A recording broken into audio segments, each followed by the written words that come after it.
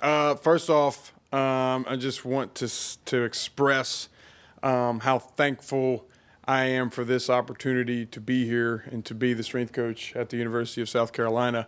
I told the team the first time I ever got to address them about a week ago, this is the best thing that's ever happened to me aside from marrying my wife and the birth of my kids, but it's close. It's real close. It's that special, and been working my whole life, my whole adult life, for an opportunity like this. And I'm gonna squeeze every inch of opportunity I can out of it. So, what you guys got? All right, Chandler Mack's up first. Go ahead, Chandler. All right, Coach, thanks for doing this today. Coach Beamer was kind of talking about your passion for this position started early. You were blowing up his phone and all that. Just talk to us about why were you so passionate about coming to USC and being the strength coach here? This is one of those places that you think about that if it ever came, you had the inkling of an opportunity to be considered for. There was nothing I wasn't going to do to give myself a chance. And I know Coach I sincerely bothered him, and I would not stop. And I didn't stop until he's going to have to call me. He's going to have to tell me no. But one thing he's going to know for sure is nobody wants this job more than me. And it was yes, I sent him lots and lots of text messages. Basically, every couple hours, just nobody's going to fight for this team more than you, for more than me, for you. Nobody's going to train these people from the inside out and go after the heart of these young men. And yeah, it's kind of absurd the way I did it and the way I wanted to go after it. And I'm just thankful to him that he gave me the time. And when we finally did connect and get a chance to speak with each other, there was a lot of like-minded thinking. And the way we kind of perceive this profession and what it is we're actually here to do, those things lined up quite a bit. And I'm, like I said, just so thankful that it worked out like it had. Mike Yuba. Hey, Coach, Mike Yu from Watch Fox Sports. We were talking with Coach Beamer a little while ago, just the importance of a strength and conditioning coach. And I think some people that have not been, through a program or covered football, they don't understand the importance of how much you guys are around the players. When you look at your role, number one, what's the most important aspect of it? And then number two, what makes a great strength and conditioning coach in your eyes? Well, the number one role, and we have to wear a lot of hats in this job, in this role, but the number one is I'm the executive branch of the vision that Coach Beamer has for this football program, because we are executing that vision or projecting that vision and putting it into action every single day of almost every single week of the calendar year. It's something like there's only a few weeks off that we're off, and then we're right back at it. And that started this morning. But whatever we said we're going to be, and under Coach Beamer, when we meet as a football staff, I have to take that and run with it 100 miles an hour and make sure that it is understandable, that it is something people want to be a part of, and that it is enforced and the standard is upheld. The importance, what was the second part of your question? Just what, in your opinion, from just your experience over the years, makes a great strength and conditioning coach? A man that can draw out the version of a young man he could not elicit himself. And if these kids could just train and we hand them a packet, we should just send them to the rec center. But if you can put the right people around him that, and I'm going to steal one of my favorite terms of just defining what a coach is from our senior associate or whatever, I don't even know what we're allowed to call him yet, but Chip Morton, 27-year NFL head strength coach that's going to join us here and is here on this staff, is man's heart are deep waters. And the insightful man, a real coach, draws that out of them. And there's deep water down there in the well, and we got to go dig it out. And that's what I have to do. Physically, this game is still about putting your hands on people and making them go where they don't want to go. And we have to train people that way. And there's a certain mindset that you have to do. There's a certain mentality that has to be taught and brought and instilled in people. And then a resilience. Like, it's one thing if you're a Ferrari type dude and you can go and you're explosive, that's great. But can you repeat it? Can you go round after round after round? And people that get trained that way, those are the people doing it the right way in this business, in my opinion. Dick Cox. Hi, Coach. I'm Dick Cox with Lindy Sports and Cox Sports Broadcasting.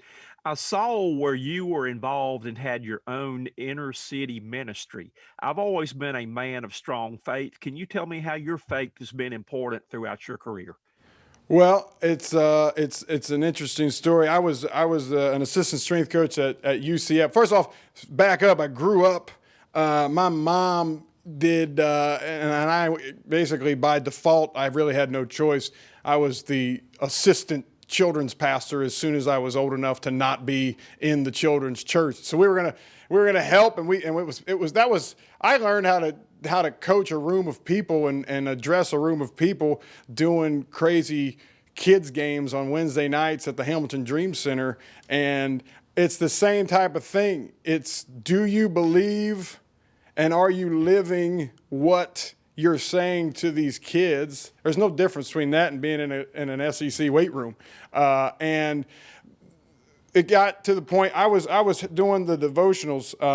I followed Scott Sinclair had just left UCF, and I was there as an assistant at UCF. So the role of doing the game day chaplain duties fell on my plate, and I had. Sometimes you get rabbit's foot Christianity and you try to convince yourself how much God wants our side to win, and they're praying on their locker room, and basically everybody's praying for the same thing, which is to get a win. I got really convicted by that. And so that year, in the end of the 2014 season, I kind of hung this up and said, I'm not supposed to be doing this. If my faith is real, I got to put it into action, and I need to go back and help this ministry.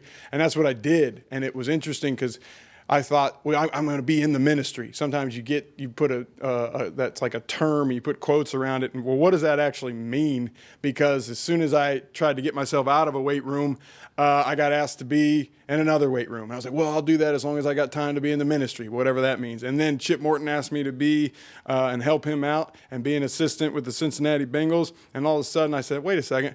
I told myself I can't make an idol out of this profession, but I need to live out my faith, and what I say people is important to me. And I kept getting put in weight rooms. And I said, okay, I get what's going on here. That is my platform. And there's a lot of things, man. One of the most purest forms of the human exchange still takes place in the weight room, and it's messy.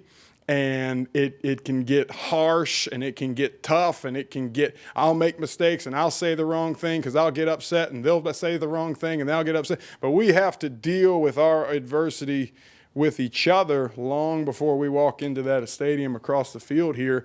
And it's the same thing when you in the ministry. I learned you wrestle with your flesh and your spirit every single day. And we're going to wrestle with the lesser version of ourselves on this football team until it gets put down, and the best version of ourselves we've brought out, and we've compelled ourselves to give it to each other.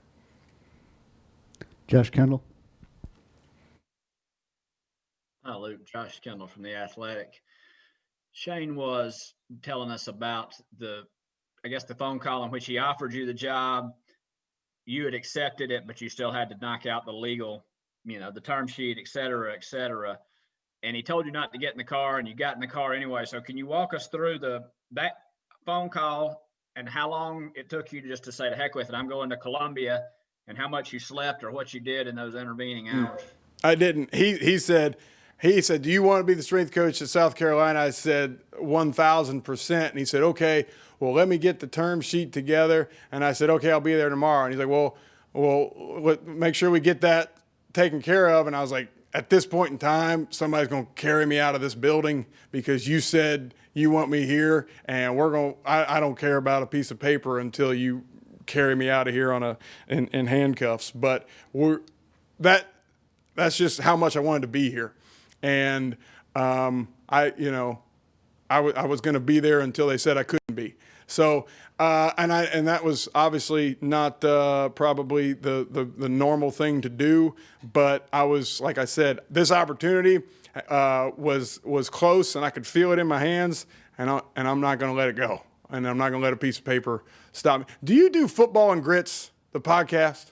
I do. Yeah. I listened to that. Your voice sounded really familiar. A lot of people say I have an accent, but I don't hear it. I enjoyed that. I listened to it all season long. Thank you. We appreciate it. Yes, sir. And now we know who the one was. John Del Bianco, next question. Hey, Coach, I'm John Del Bianco with thebigspur.com 24/7 Sports. I'm just curious, what are some things you prioritize as a strength coach when you're on the field, practice field, straining these guys, when you're in the weight room? What are some things, techniques, otherwise, that you really prioritize? Number one thing is it is my responsibility, is my staff's responsibility to know these men.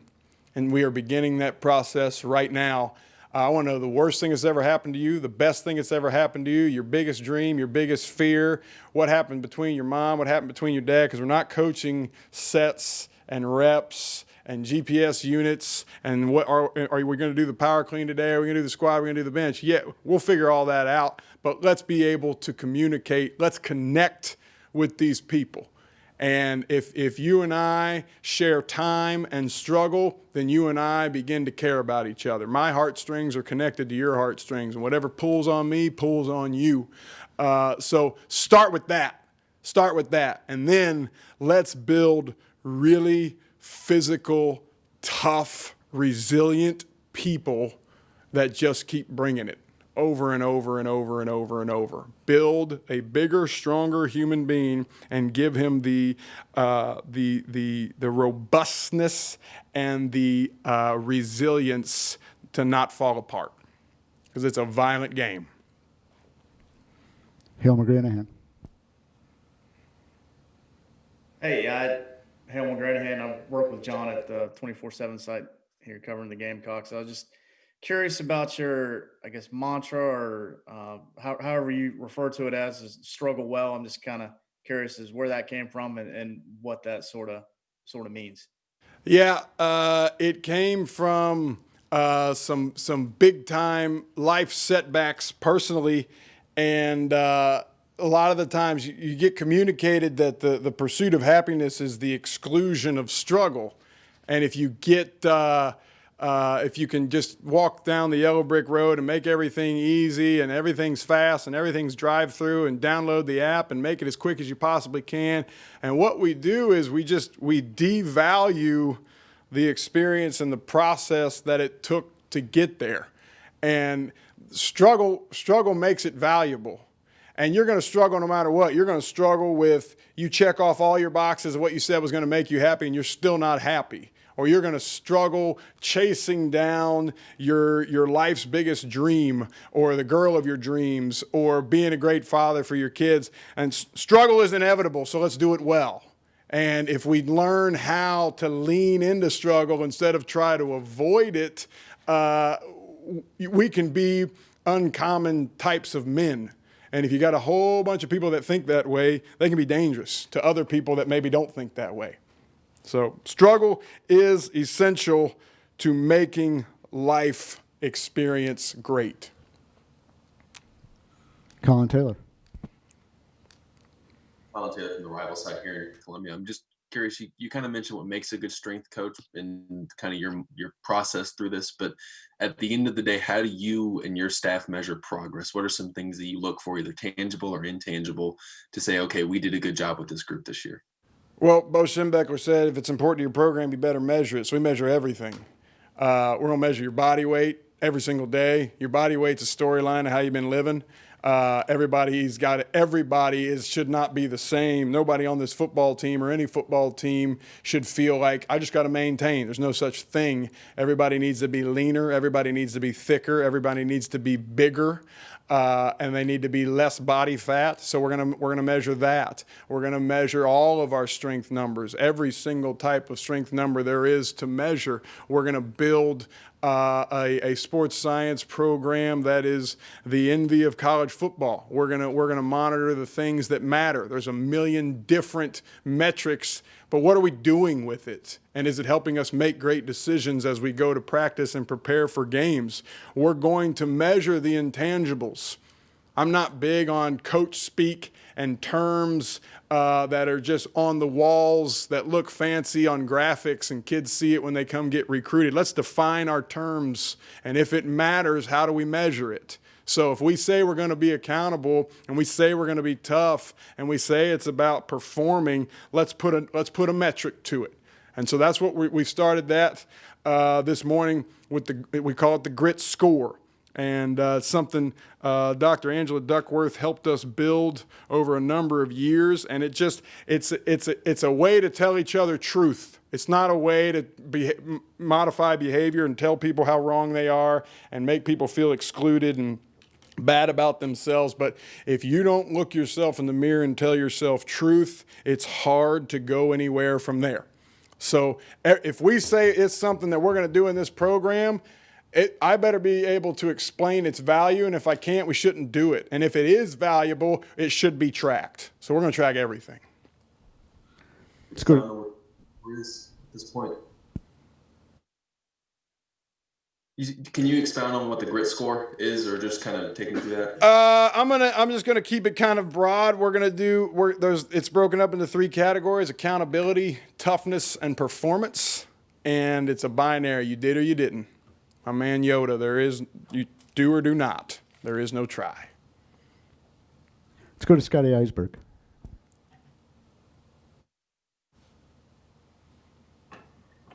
Hey, look, just 2 quick questions for you. First, I think we've seen strength coaches across the country. They've always got some quirkiness to them. Are you a guy that, cuts the sleeves off your golf shirts or headbutts players with no. helmets on or anything like that? I'm not going to speak for any other strength coaches. There's guys that are big, powerful people that played this game, and they're recognizable, and they're really impressive looking individuals. I'm not one of those people. My gift is just, I'm going to keep it real with you. 100% of the time. And you're going to know that what I'm telling you is what I believe is the truth. You might not agree with it, and we might duke it out over it, but being, and this is an overused term, I wish there was a better word for it, but it's a 21st century word, is authentic. We're going to be authentic with ourselves. Nobody cares how far Bill Belichick can throw a football, right? And just like I shouldn't be sloppy, but no, it shouldn't be about how much I can bench press and how much I fill up sleeves and all of those sorts of things. It really should be, it's about these kids, and it's about what am I doing for them. And yeah, I want to be tough, and I want to be strong, and I want to be resilient for my kids so I can go play with them, and I want to go and do big excursion things outdoors, and let's go to the beach and all that kind of stuff. But this isn't about me drawing attention to myself. This is what can we create that makes these people fire on all cylinders. And so I'm not going to speak for other people's quirkiness. My quirkiness is I will do absolutely anything that is possible in the realms to make this place better and to make these kids tougher. That's what we're going to do. Mike Yuba. And second question. Go ahead, Scott. Sorry. We're just going to ask you about having Byron Gerudo on staff. What's it like to kind of bring a guy who seems pretty fired up to be coming back to his alma mater? Well, everything is going through the lens of Coach Beamer's gratitude.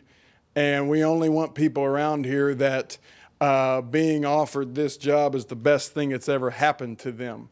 And so Byron, having played here, it's a dream come true to come and be in this role and be back with Coach Beamer and some other former players that are coming around. But also it's a daily monument of how to be here. There's a guy in our room that has walked in their shoes and has won in their shoes. And there's something, it's like, if you're not going to listen to me, take it from him, because he's been here. He's done it. And that's important to get that real-time feedback loop in front of these kids all the time. And more importantly than any of that, he's a phenomenal human being.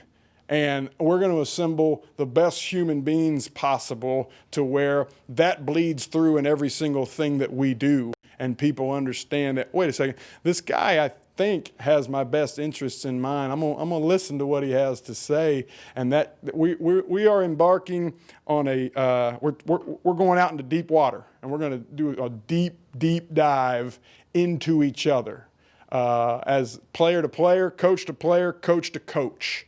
And everybody in here, it's a superpower when you have a football program where the people around them actually care about each other. Mike Yuba. Luke, going off of Scott's first question for you, I think it's evident, the guys that are in this room right now listening to you, that you have passion. And I'm sure that's what keeps you going. But, you hear strength and conditioning coaches. I mean, what's one of the things that just keeps that energy there? I'm not saying it's necessarily fueled by having 5 Red Bulls a day, but, what do you do to be able to keep that energy level so high? Because, we're all human, but at the same time, too, you're looked at in your role to be able to keep the morale so high, even when times are going to be tough, in the coming years. I'm a cold brew guy more than a Red Bull guy, but the passion and perseverance, Angela Duckworth, she defines that as grit, and you're only as gritty or resilient as your most recent reference point. And I know what it's like to be in this business, and I know what it's like to be out of this business. I know what it's like to pour concrete and be the worst guy at it. And we love to say grind and all that kind of stuff, and we get to grind. That's a grind. The guy getting in his pickup truck, and he knows for the next 12 hours it's going to be 97 degrees outside, and we're going to pour this concrete. That's a grind. So my reference point isn't like, oh, we got to get through these 3 lifts. It's like, come on, man. All we got to do is get through these 3 lifts and bring as much joy and energy and excitement and passion to what we're doing. And just, but when it's time, let's not be psychopaths. And when it's time to rest, let's rest. But then when it's time to go, it's time to go. And let's never, ever, ever look around and be like, you know what, I need a break, because as soon as I walk out of this room, there's 1,000 strength coaches that want to be here. And may I never forget that. Josh Kendall. Luke, I was wondering how long it took you to hook up with Eric Kimry in the office. And y'all seem, you seem like kindred spirits. We are. Is that, he's at his high school at Hammond. He said on the championship ring, it says struggle well on it. And he starts messaging me the night kind of words started getting out that I was coming down there. And he's like, are you serious right now? And we're trying to figure out still who owes who royalties about some things. But the take that he has on players, on the hearts of players, what struggle means, how it brings meaning to our life. We're off to a budding bromance. And Shane said that you and he shared some sort of he didn't use this term, but sound like foundational books, stuff that's in your library that you think highly of. What are some of those books for you that Angela Duckworth's Grit, and the thing about that is, like, if you email her, she'll respond. And we've gone back and forth about what it means and what kids are going through and how to reverse trauma that kids go through. The other one is John Eldridge's Wild at Heart, and Man's Deepest Question. His theory on that. Man's deepest question is, am I enough? And I think we don't ever stop asking ourselves, no matter how old we are. That's why we're obsessed with the ticker on Saturday evenings with the score, because it's a real-time feedback to tell you, you were enough this week. Last week you weren't enough. And so we want people to play this game and this football program as an example of who they know they are. We're going to find out who we are long before we walk into that stadium. And we're not going to play this game in search of who we are. Because when you put the outcome based on, and you put who you are based off of the outcome, that's a slippery, slippery slope. and that can get negative really fast. So you've got to go back. You've got to build a foundation of what you know is true about you, and then let's go put that on display for everybody. Dick Cox. What's the most important thing you want people to know about you? We're going to care for these players in a way they've never been cared for. Hilmer Granahan. I think you may have kind of addressed this when Colin followed up about the grit score, but I was curious, how do you define grit? Well, grit is the culmination of all of the things that is showing that we're persevering and we're displaying passion for this long-term thing, which is to win at a high level. Toughness, more specifically, is what you're doing is more important than how you feel. And we want kids to understand that that's just the brain's chemical equation to is this worth it? Everything we do. You guys decided it was worth it to be sitting here and have this meeting so that you can put it out to your respected outlets. Just like these kids decided it was worth it to come in there this morning and work their brains out on day one. Everything that you do, you're asking yourself, is it worth it? And the more strain and the more struggle and the more investment and time that you put into it, the value of that keeps getting higher and higher and higher. And when you got somebody that just says, I don't care what happens. I don't care how you make me feel. I don't care what the score is right now. I don't care what it's going to be later. This is more important than how I feel. When you have people that live with that kind of urgency, they're usually pretty tough people. So that's how we define it. Lou at the State.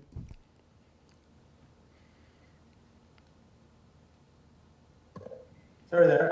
Luke, what's the biggest challenge since, you've been here a couple of weeks, but you guys are already working out in these next 9 weeks. What's the biggest challenge for you to get through to these players?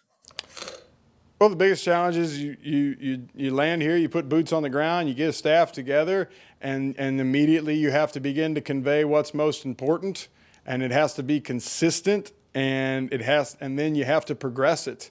So just establishing meaning, establishing value, and then building off of that and upholding it every single day at all moments, and never ever, as my old guy Doc Holliday used to say, don't flinch, don't ever flinch. And when we say the most important thing that we're going to do here is we're going to learn how to love each other. And what I mean by that is not retweets and hearts and fist pounds and hugs and tell everybody how great they are and, this is, lifter of the week and trophies and all these kinds of participation things. But like love, it bears all things. As the good book says, it confronts, it forgives, it allows grace. I'm going to make mistakes, they're going to make mistakes, but we're going to be men in process with each other that allow each other to sharpen each other, because we're learning how to love each other. That's the most important thing. Colin Taylor.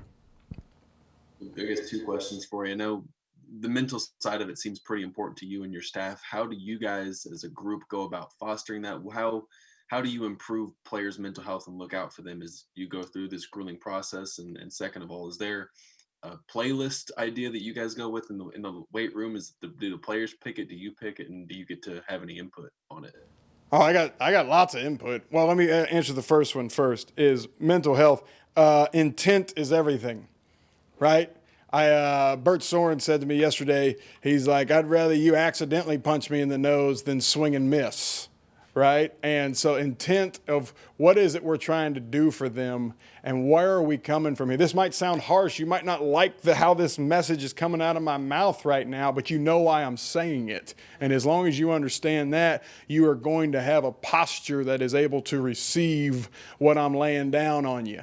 That is paramount. Intentions are everything, but follow through is more.